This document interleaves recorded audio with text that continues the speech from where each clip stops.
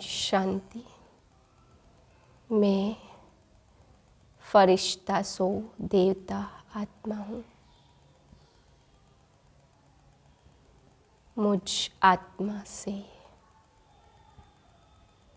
सफ़ेद प्रकाश की दिव्य किरणें फैल रही हैं। मैं आत्मा फरिश्ता हूँ।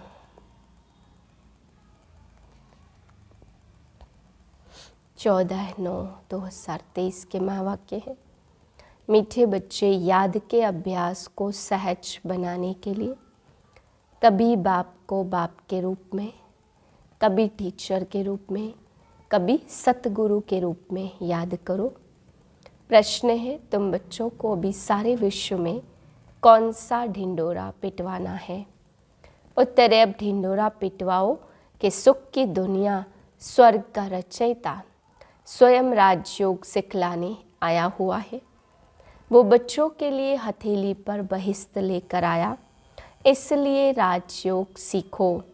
बाप स्वयं कहते, बच्चे अब तुम्हारे 84 जन्म पूरे हुए हैं, तुम्हें मेरे साथ घर चलना है। इस देह का भान छोड़ अशरीरी बनो, दैवी गुण धारण करो तो दैवी दुनिया में चले जाएंगे। गीत है, कौन आया मेरे मन के द्वारे। ओम शांति। मीठे मीठे बच्चों ने गीत सुना। अभी हमारी बुद्धि में किसकी याद आई है? सबकी बुद्धि में है पतित पावन एक बाप है। अंग्रेजी में उसको लिबरेटर कहते। लिबरेट करते हैं दुख से, तो दुख हरता सुख करता है। यह कोई मनुष्य व देवता का नाम नहीं है, यह है ही एक पतित पावन बाप की महिमा। पतित पावन सदगति दाता गॉड फादर को कहते। मनुष्य की यह महिमा हो न सके, परम पिता परमात्मा उनका नाम भी ऊंचा, तो ऊंचा उनका ठाव भी है। तुमको निश्चय है यह हमारा बाबा है। शिव को ही बाबा कहते, शिव निराकार है। यह तुम्हारा बाप भी है, यह तो निश्चय होना चाहिए ना। उनको सर्वव्यापी नहीं कहेंगे, जिसको कोई भी रूप में याद करो बुद्धि ऊपर निराकार की तरफ चली जाती है। परमात्मा से अब काम पड़ा है, परंतु जानते नहीं है। गाते हैं वह ज्ञान का सागर है, तो ज्ञान का सागर माना जो ज्ञान सुनाकर सदगति करे।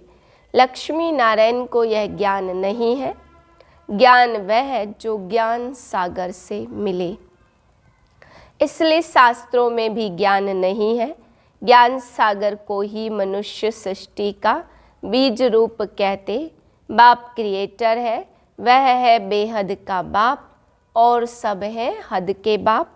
अब बेहद के बाप को सब याद करते हैं, जो बापों का बाप, पतियों का पति और गुरुओं का भी गुरु है। उन सबको याद करते हैं, साधना करते। आजकल चित्रों के आगे, राम के आगे, शंकर के आगे लिंग रखते हैं।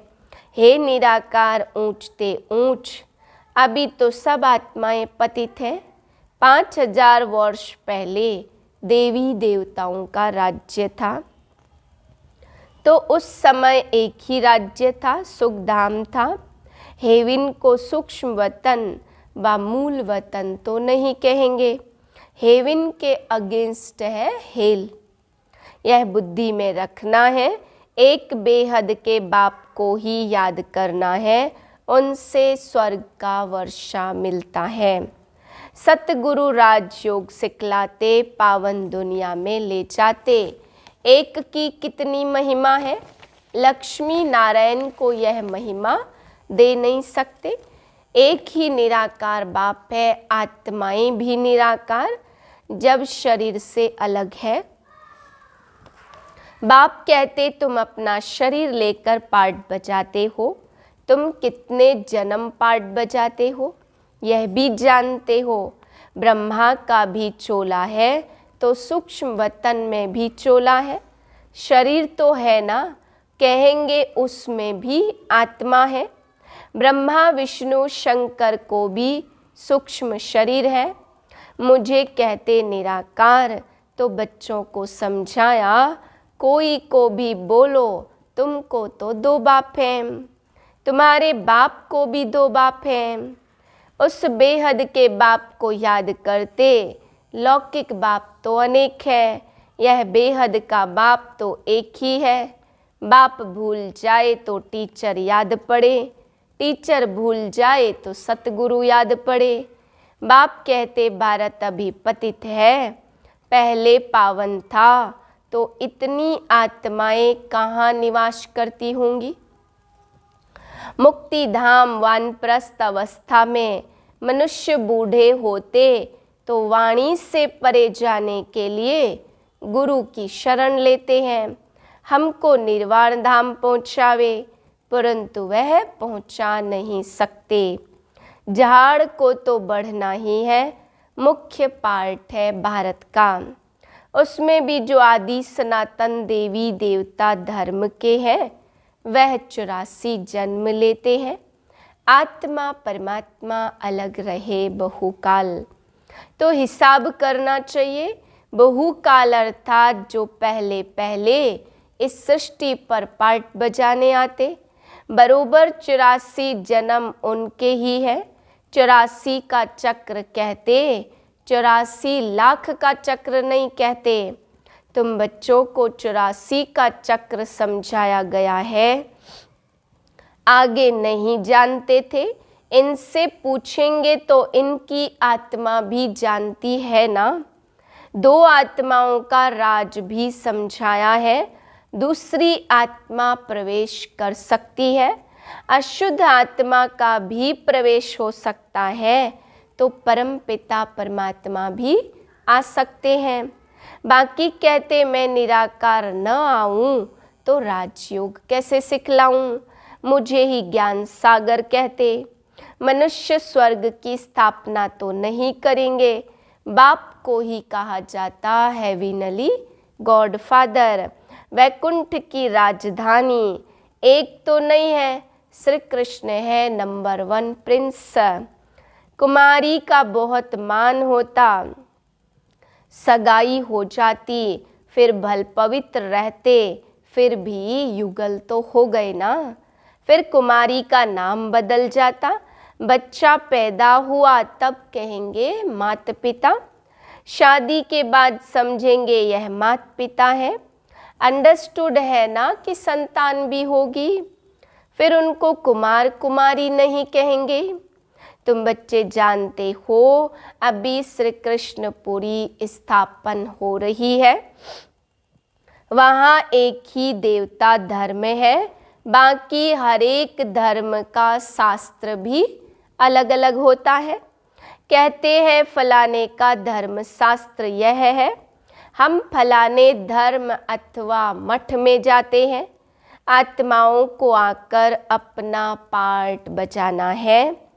कोई से पूछो गुरु नानक फिर कब आएगा, वह तो कह देते जोत जोत समाया है, तो क्या उनको फिर आना नहीं है। सृष्टि चक्र कैसे रिपीट होगा। गुरु नानक की जब सोल आई तो उनके पिछाड़ी सिख धर्म वाले आते जाते, अभी तो देखो कितने हो गए, फिर भी रिपीट करेंगे ना। बताओ फिर कब आएंगे, तो बता नहीं सकेंगे। तुम कहेंगे यह तो 5000 वर्ष का चक्र है। गुरु नानक को 500 वर्ष हुए, फिर 4500 वर्ष के बाद आकर सिख धर्म स्थापन करेंगे, फिर आदि सनातन देवता धर्म स्थापन करेंगे, फिर और भी नंबरवार आकर धर्म स्थापन करेंगे। कोई कोई बच्चे कहते हैं हमारी बुद्धि में इतना नहीं बैठता है। अच्छा, थोड़ी बात तो बैठती है ना। भक्तों का भगवान बाप एक ठहरा, कहा जाता पापात्मा पुण्यात्मा। परमात्मा तो किसको कहा नहीं जाता। ऐसे नहीं आत्मा जाकर परमात्मा बनेगी। जैसे मिसाल देते बुदबुदा सागर में लीन हो जाएगा। कोई कहेंगे पार निर्वाण गया, जैसे बुद्ध के लिए कहते। कोई फिर कहते ज्योत ज्योत समाया। अब राइट कौन? पार निर्वाण तो ठीक है, आत्मा भी निराकार है, निराकारी दुनिया में रहती है, सूक्ष्म वतन में है मूवी, वह भी एक जैसे वहाँ की भाषा है, मूवी, टॉकी और साइलेंस। 3 है। पहले मूवी के बाइस्कोप भी थे, उनसे किसको मजा नहीं आया तो टॉकी कर दिया। जो साइलेंस वर्ल्ड में रहते हैं वह है परमपिता परमात्मा। ऋषि कहलाए, महात्मा कहलाए, परंतु है सब भक्त, पावन बनाने वाले को जानते नहीं। कहते हैं परमात्मा सबको कब्र से निकाल ले जाते। देखते भी हो यह वही महाभारी लड़ाई है। तुम सतयुग के लिए राजयोग सीख रहे हो, विनाश के बाद फिर सतयुग के गेट खुलते। बाप ने समझाया इस समय तुम बाप से राजयोग सीखते हो, तुम योग बल से राज्य लेते हो। यह है नॉन वायोलेंस। कोई भी यह नहीं जानते कि नॉन वायोलेंस किसको कहा जाता। काम कटारी भी नहीं चलानी है। विकारों के कारण तुमने आदि मध्य अंत दुख पाया है। वहाँ है ही निर्विकारी दुनिया। तुमको भी त्रिकालदर्शी त्रिनेत्री बनाता हूँ, अर्थात तीनों लोकों तीनों कालों को जानने वाला। अब यह है मनुष्य सृष्टि का झाड़। सतयुग से लेकर तुम्हारी कलाएं कम होती जाएंगी, चढ़कर फिर उतरना ही है। अभी तुम बच्चे बेहद के बाप से बेहद का वर्षा लेते हो, बहुत सर्विस करते हो। बाप है पतित पावन, तुम शिव शक्ति पांडव सेना हो। पतित दुनिया को पावन दुनिया बनाने में मदद करते हो। तुमको ही वंदे मातरम कहते, पतित को कभी वंदे मातरम नहीं कहेंगे। बाप आकर शक्ति दल द्वारा गुप्त सर्विस कराते हैं। तुम डबल अहिंसा वाले हो, राज्य लेते हो, परंतु कोई हथियार आदि नहीं है। पवित्र रहते हो, वह सब है डबल अहिंसक। एक तो विकार में जाते, काम कटारी से एक दो को दुख देते हैं और फिर आपस में लड़ते झगड़ते भी रहते हैं। आजकल कितने दुख के पहाड़ गिरते। मनुष्यों में क्रोध कितना भारी है, अपने आप को आपे ही चमाट मार देते, सबकी ग्लानि करते रहते। यह भी ड्रामा में नूद है, सबको गिरना ही है। अभी तुम्हारी है चढ़ती कला। तुम ढिंडोरा पिटवाओ कि स्वर्ग का रचयिता भगवान आया हुआ है। तुम हथेली पर बहिष्त लेकर आया है। श्री कृष्ण को हम भगवान नहीं कहेंगे, वह दैवी गुणों वाला मनुष्य है।